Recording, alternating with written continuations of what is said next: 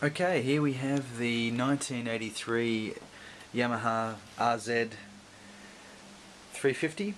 This particular bike has been or is being made into a 350. It was a 250. As you can see, there's no actual engine in it at the moment. I'll post that a bit later. But as you can see, the frame is nicely done in a fire engine red, which was done a couple of weeks ago. It's now been put together by me and Dags. 0 kilometers on the clock. Officially it will have a new crank in it and a new engine, new bearings and seals, so that is actually correct in saying that it's got 0 kilometers.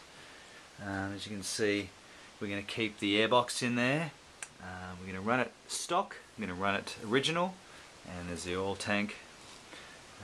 Down here the wheels and tyres are original. They've just been cleaned up. They haven't actually been taken back or sprayed or anything like that. Sort of a patina, I guess, polish on it at the moment. So original shock as well. Doesn't seem to be damaged too badly. And as you can see, massive indicators on the rear there. Now they're eventually going to be taken back to aftermarket ones a little bit shorter, but at the moment I'm keeping it as original as possible to try and sort of replicate what was available in 1983.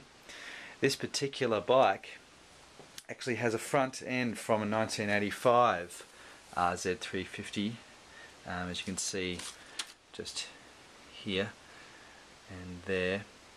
Actually the mounts for the front mudguard from a 1985. So this has brakes, twin calipers there on either side from a 1985, which are actually cleaned and resealed by Marcus & Co. New horn as well, aftermarket parts, original switch blocks there, as you can see.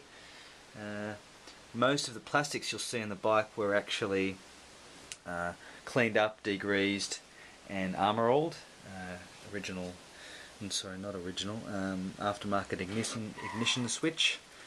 This particular instrument panel was cobbled together by a couple of different ones from Bryson's in Rydalmere, who are no longer around. So that's a bit of a look through of what a classic Yamaha RZ 350 looks like. The next post will be a little bit more detail on the engine, and we'll be getting the down low on that.